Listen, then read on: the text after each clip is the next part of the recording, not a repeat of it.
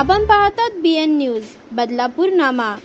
अक्षय शिंदे याला पोलिसांनी चकमकीत ठार केल्यानंतर बदलापुरात काहींनी फटाके फोडून जल्लोष केला, तर अनेक ठिकाणी महिलांनी एकत्र येत एकमेकांना पेढे भरवून पेढे वाटत आनंद व्यक्त केला।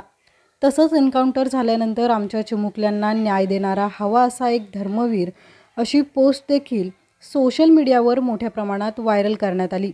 बदलापूरमध्ये 2 मुलींवर लैंगिक अत्याचार प्रकरणातील मुख्य आरोपी अक्षय शिंदे काल पोलीस चकमकीत ठार झाला। तळोजा कारागृहातून बदलापूरला घेऊन जात असताना अक्षय शिंदे याने पोलीस व्हॅनमध्ये पोलीस अधिकाऱ्यांच्या कमरेला असलेली बंदूक हिसकावून त्यांच्यावर 3 राऊंड फायर केले।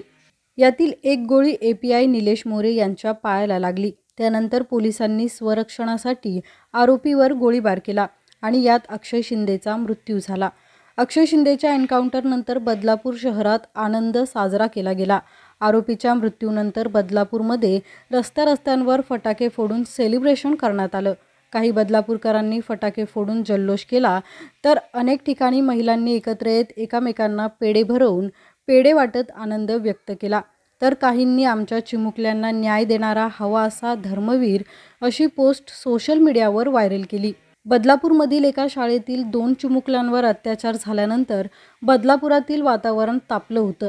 बदलापूरकरांनी 20 ऑगस्ट रोजी एकत्र येत शाळेवर हल्ला करत सामानाची तोडफोड केली होती। त्यानंतर आंदोलनकर्त्यांनी आपला मोर्चा बदलापूर रेल्वे स्टेशनकडे वळवत रेल रोको आंदोलन केलं होतं।